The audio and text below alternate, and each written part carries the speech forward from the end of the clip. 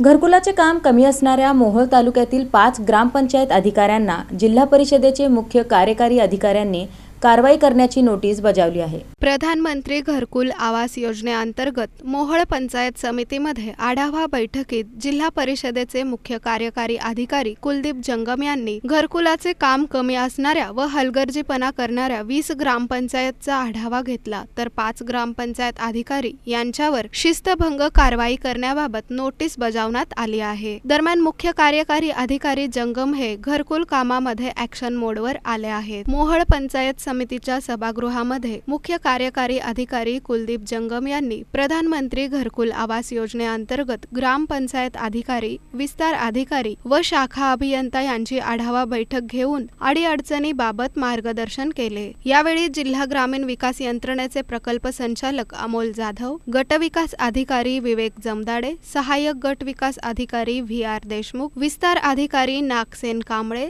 Sachin Kadam, SR ठक्का आदी उपस्थित होते।